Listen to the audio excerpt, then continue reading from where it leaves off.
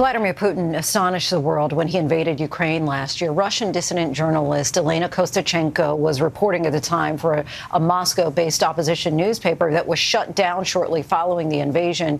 In her new book called I Love Russia, Reporting from a Lost Country, Kostyuchenko explains her reporting journey and why she believes Russia needs to lose in Ukraine.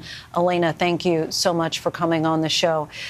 So let's just start out with the idea of a lost country. Why do you refer to Russia as a lost country? I believe we have two senses here. First, because I lost my country, and that's true. And second, because my country lost its way, and it's also very true. This book really examines Putin's war and how it's really changed Russia's position politically worldwide and its descent into fascism. But despite that global view, many Russians still seem to support Putin. Why do you think that is? It's just hard to evaluate how many Russians really support war and really support Putin, because right now the expression of any negative attitude to war is criminalized basically in Russia.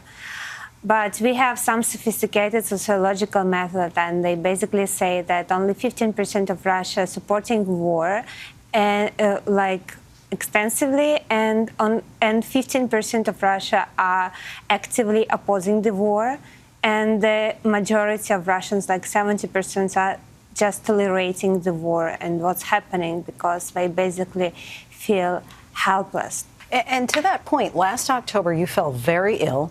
After receiving what you thought was a treatment, you ended up hospitalized and say that you were poisoned by the Russian state and the secret spy agencies, shadow spy agencies. First of all, are you okay now? Thank you so much. I feel much better. All my symptoms gone, except of that I still got tired super easily.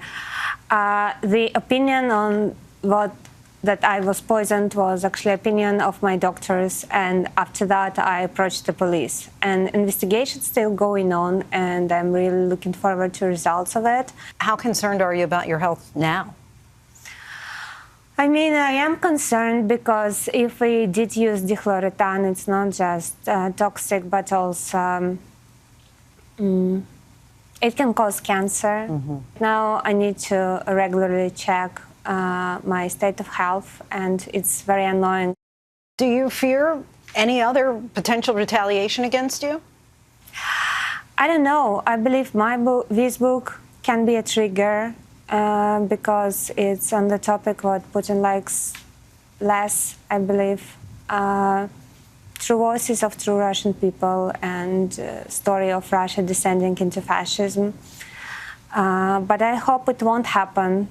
Honestly, I think to try to kill a journalist is like the stupidest thing you can do, because we're just basically describing the reality, and if you don't like reality, journalists are not your problem. In some of your previous reporting, you've talked about the indigenous communities in Russia's northern area, and you write, there are 700 Nganasan people left.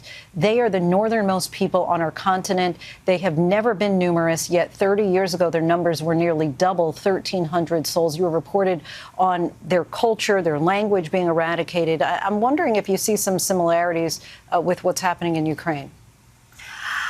Well, we can find some similarities, but I believe it's still quite unique nations and quite unique situations, so we cannot really compare them.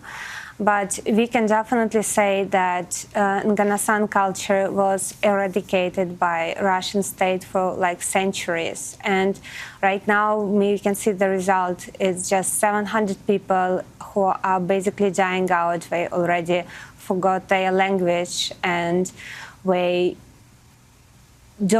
some of them don't even consider themselves Nganasans anymore. And the way of living changed dramatically since Russia invaded their territories.